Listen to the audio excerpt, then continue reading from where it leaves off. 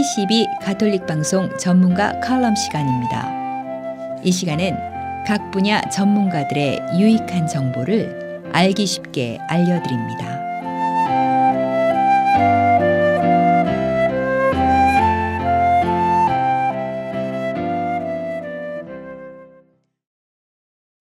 KCB 전문가 칼럼 애청자 여러분 안녕하십니까? 김은정 스테파나입니다.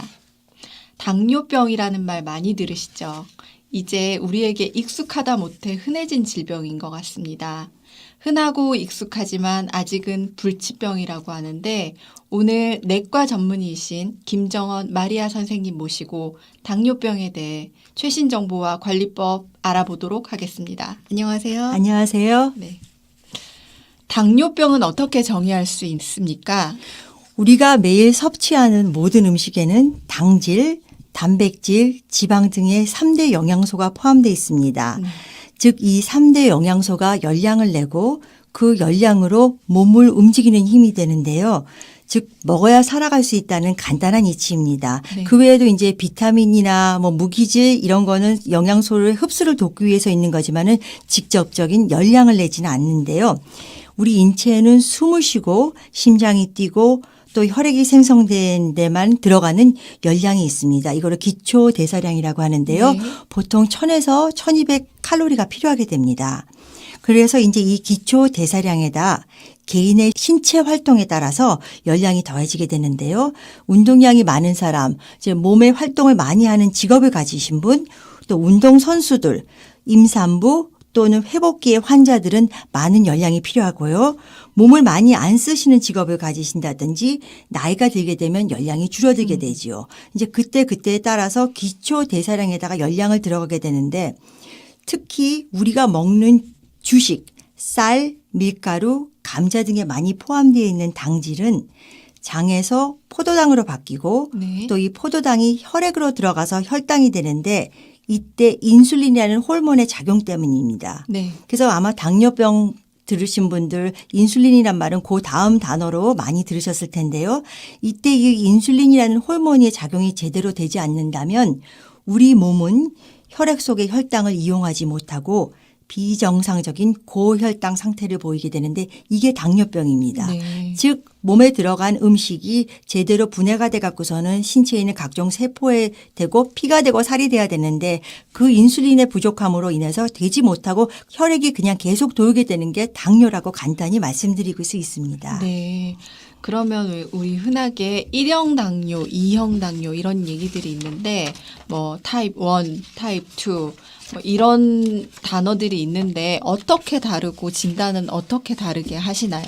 예, 그렇죠. 이제 당뇨병 들으신 분은 꼭 뚱뚱한 사람만 당뇨가 걸린다고 생각을 하시고 뭐 마른 사람이 왜 당뇨가 걸렸어? 그리고 어린이들이 왜 당뇨가 걸렸어? 그렇게 해서 네. 그 당뇨가 어떻게 되나를 물어보게 되는데요. 이제 당뇨병은 크게 제1형과 2형으로 나눌 수 있습니다. 네. 간단히 말씀드리자면 1형 당뇨는 몸에 인슐린 분비가 거의 없는 상태고요. 2형 당뇨는 인슐린 분비가 되지만은 그게 잘 사용되지 않는 거예요. 그래서 1형 당뇨는 인슐린 의존형. 네. 그래서 인슐린 분비가 거의 없는 상태로 갑자기 발병해요. 꼬마 아이가 뭐 7살, 8살짜리도 될 수 있고 11살, 12살짜리 어린이가 갑자기 놀다가 쓰러져요. 그렇게 됐든지 뭐 간질을 일으킨다든지 이상한 혈당의 변화가 심해서 인슐린 투여가 절대적으로 필요합니다. 네. 1형 당뇨는 그렇고요. 당뇨병 환자를 전체적으로 보게 됐을 때 약 10%를 차지한다고 합니다. 네. 제1형은 어린이나 청소년기 같은 30세 이전의 젊은 연령에서 갑자기 발생하고요. 원인을 몰라요. 확실치는 않지만 자기 면역에 의한 것이 생기고 또는 어떤 때는 바이러스 감염이 생기고 유전 등에 인해서 췌장이 파괴돼서 생깁니다. 췌장이 인슐린을 만드는데 그 췌장이 기능을 못하게 되기 때문에 인슐린이 전혀 없는 거예요. 그래서 이런 당뇨성은 물론 인슐린을 투여해서 평생을 인슐린을 맞아야지 음식을 분해하고 살아갈 수 있는 거죠. 네. 이제 2형 당뇨는 35세 이후에 많이 발병해 성인병 당뇨라고 부릅니다. 네. 이거는 인슐린이 분비가 되기는 돼요. 인슐린 분비가 되기는 되지만은 분비 능력이 감소하거나 반응 속도가 낮아져서 네. 병의 진행이 차라리 천천히 이루어집니다. 그리고 혈당량의 변화가 적기 때문에 식이 조절까지 통해서 이 병의 치료가 가능하게 되는 거죠. 네. 그 2형 당뇨는 대표적인 원인은 유전 영향이 제일 많다고 해요. 네. 유전 영향이 제일 많고 또 비만이나 노화, 스트레스 등에서 발병이 악화될 수 있는데 2형 당뇨병은 췌장의 인슐린 분비가 상대적으로 감소되었거나 비교적 정상적으로 자기 관리와 올바른 치료를 통해서 정상적인 생활이 가능합니다. 네. 2형 관련. 근데 문제는 뭐냐면 2형 당뇨 이후에도 그게 컨트롤이 안 되시는 분들은 주사를 놔서 1형 1.5 그러니까 1형 당뇨병처럼 나이가 드신 분은 잡숫기도 하시고 주사를 놓기도 하시는 네. 게 그 이유입니다. 네. 그러면 당뇨는 뭐니 해도 합병증이 가장 무섭다고 하는데 네. 왜 그렇고 어떤 증세가 있을까요? 그렇죠. 당뇨는 당뇨 그 병 자체가 아니라 당뇨 당을 조절 못함으로 인해서 모든 전신의 혈관에 문제가 생기게 됩니다. 네. 그래서 고혈당은 이제 혈액 속에 당 성분이 많은 상태를 말하는데 이렇게 혈액 속에 당이 많은 상태에서 전신을 순환하게 되면은 신체의 각 기능에 부하를 줄 수 있고 네. 이 부하가 지속되면 합병증으로 이루어지는 거죠. 그러니까 몸에 설탕이 많아 갖고 제대로 사용이 안 돼서 몸의 곳곳 온갖 혈관에 다 들어가게 돼서 문제가 일으키게 되는데 네. 혈관의 끝에 있는 혈관들이 특히 문제가 됩니다. 끝의 혈관이라고 말하면 눈, 심장, 신장 그리고 발끝이나 손끝에 있는 이 수족들에 이게 네. 문제가 되게 되는데요. 일단 가장 무서운 게 망막병증입니다. 네. 이게 망막병증이 영어로 말하면 다이아베틱 레티노파티라고 해서 망막에 피가 터져요. 그래서 당뇨병이 있으신 분들이 실명을 하시는 거예요. 네. 그래서 당뇨병 있으신 분은 이후 여하를 막론하고 꼭 안과 선생님한테 1년에 한 번씩 또는 더 자주 망막 검사를 꼭 다른 녹내장, 백내장 이후에도 망막 검사를 꼭 받으시기를 내과 의사 선생님들이 권하는 거고요. 네.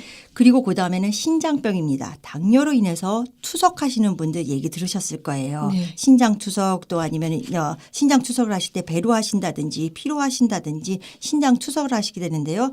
왜냐하면 이게 다이아베틱 네프로파티라 그래 갖고서는 신장 병이 꼭 당뇨가 오래될 경우에는 신장에 무리가 가게 됩니다. 그래서 당뇨병이 있으신 분은 신장에 무리가 안 가는 고혈압제를 쓰게 되는데 요즘 많이 말씀 들으셨죠? 발살탄 한국에서도 네, 네. 중국 거 리콜한다 그러고 사실 지금 미국에서도 리콜이 됐습니다. 네. 그래서 뭐 다이오벤이나 발살탄 그 같은 약인데 그 약을 드시는 분은 꼭 내과 선생님하고 주치의하고 의논을 하세요. 이게 미국에서도 안 된다고 7월 네. 18일부터 나왔거든요. 네. 그다음에는 최신 정보네요. 최신 정보고요. 예. 그리고 그다음에 그래서 다이아베틱 네프로파티 꼭 피 검사를 하셔서 신장 의사 선생님과도 의논을 하시고 내과 선생님과는 꼭 당뇨 있으신 분은 석 달에 한 번 피 검사를 하시고 소변에 프로틴이 나오나 안 나오나 마이크로 알부민이 나오나 안 나오나를 꼭 체크를 하셔서 신장을 미리미리 보호하셔야지 네. 신장이 무너지게 되면은 약도 쓸 수 없고 몸의 기능이 상당히 떨어지기 때문에 신장은 꼭 당뇨 환자는 보호하셔야 될 기관입니다. 네. 그다음에는 이제 신경 손상입니다. 다이아베틱 뉴로파티라 그래 갖고서는 이거는 정말 아파요. 당뇨 있으신 분들은 손발이 저리고 아프게 되는데 이게 보통 통증이 아니라 핀이나 니들, 바늘 같은 걸로 콕콕콕콕 쑤시는 통증이 있고 어떻게 표현을 못해 그야말로 신경통이에요. 네. 신경통이기 때문에 그냥 통증이어 갖고서는 뭐 진통제로 통하는 게 아니라 신경약을 써야지 통해요. 네. 그래서 바늘로 찌르는 통증이 있고 뭐 저리고 기분 나쁘게 아프시게 되는데 특히나 이 아프신 게 저녁 때 더 심하세요. 낮에 활동하실 때는 괜찮지만은 가만히 누워서 자려고 그러면 쑤시고 아프고 괴로워서 잠을 못 자세요. 그래서 이제 이러실 경우에는 여기에 맞는 약을 처방하게 되죠. 당뇨병 뉴로파티에는.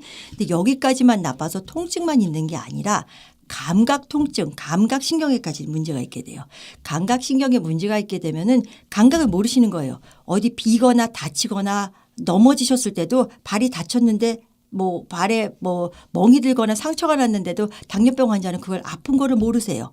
그러면 모르게 되면 어떻게 되냐면은 그 자리에 염증이 생기게 되고 그렇죠. 그 상처만 염증이 새는 게 아니라 염증이 있는 게 몸에 혈당이 높고 여기 치료가 잘 안 되니까는 그게 그 염증이 퍼져갖고 골수염이 걸리고 만약에 발가락이 다치시든지 점점 자르게 되는 거예요. 네네. 그래서 당뇨 걸리신 분명이 무슨 발가락을 절단했다, 발을 절단했다, 발목을 절단했다. 많은 이유가 이 신경 손상에서 오는 겁니다. 그래서 꼭 이런 분들은 당뇨 있으신 분들은 꼭 저희가 발 전문의 선생님한테 가셔갖고서는 발 꼭 체크하시고 발톱을 자르실 때도 조심하시고 발에 신경이 제대로 살아있나 안 살아있나 그 바이브레터리 센세이션이랑 다 그대로 체크를 하셔야 됩니다. 네. 이게 당뇨병이 치료만 잘하면은 똑같이 살 수 있는 병이고 치료를 안 하게 되면은 정말 이렇게 무서운 합병증으로 네. 그야말로 목숨을 잃게 되는 병이죠. 네. 그리고 이제 마지막으로는 족부 궤양이 있습니다. 당뇨병 합병증이에요. 네. 그게 뭐냐면은 우리가 계속 이 발이 특히나 당뇨분들은 발이 문제가 있기 때문에 발에 이렇게 이렇게 살이 두꺼워질 수도 있고 두꺼워지지 않은 살이 떨어지면서 그 살이 파이게 됩니다. 네. 그래 갖고서는 궤양이 생기게 되는데 궤양이 잘 낫지가 않아요.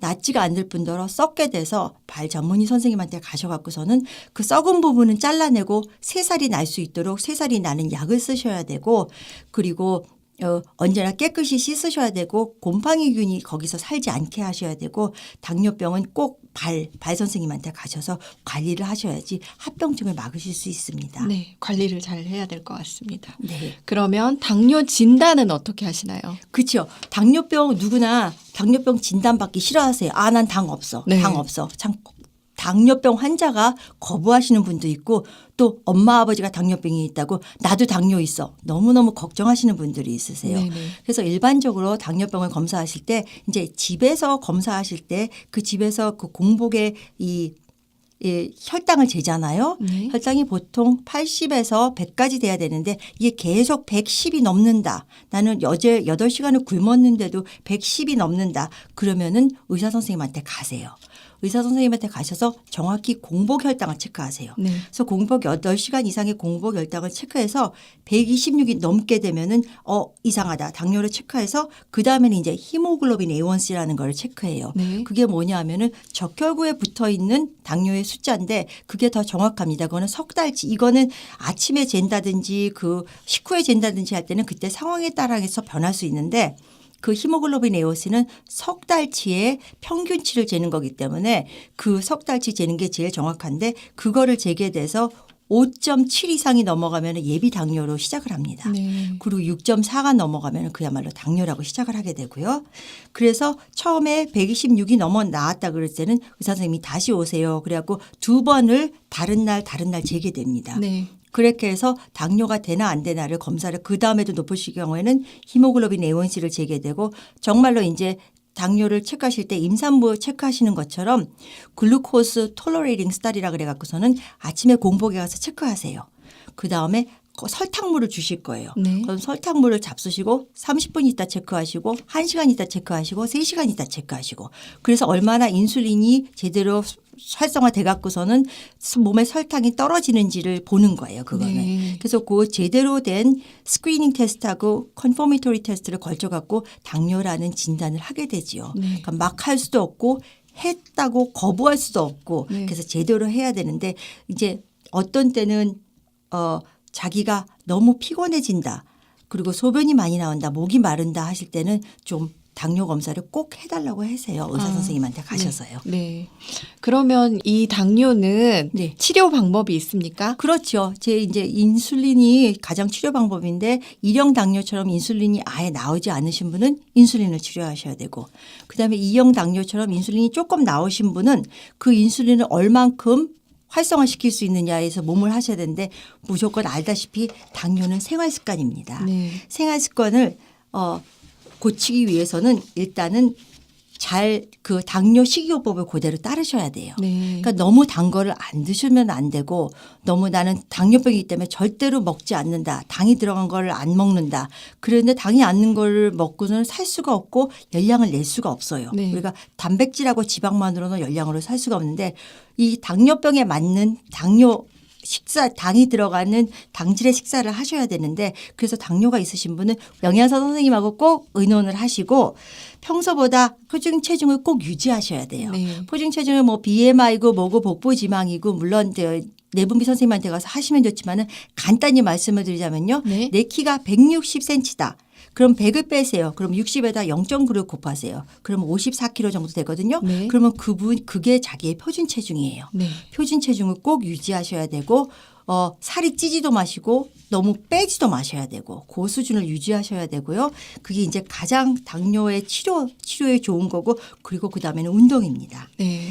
이제 식사와 운동으로 그런 그 운동을 해서 운동이라는 게 어떻게 운동의 정의를 내리냐면은 30분 이상 일주일에 3번 이상. 30분 이상 일주일에 세 3번 이상. 그거를 그냥 뭐 어떤 분은 그냥 요가도 좋고 그렇지만은 이제 유산소 운동이 가장 좋습니다. 네. 밖에 나가서 가볍게 걸으신다든지 근데 무릎하기 아파서 걷지 못하신다는 분은 자전거를 좀 타신다든지 그래 갖고서는 밖에 나가서 유산소 운동을 하시는 게 당뇨 환자들에는 가장 산소 운동으로 좋고요. 네. 그다음에 이제 물론 식사와 운동으로 혈당이 조절되지 않을 때는 약제를 사용하게 됩니다.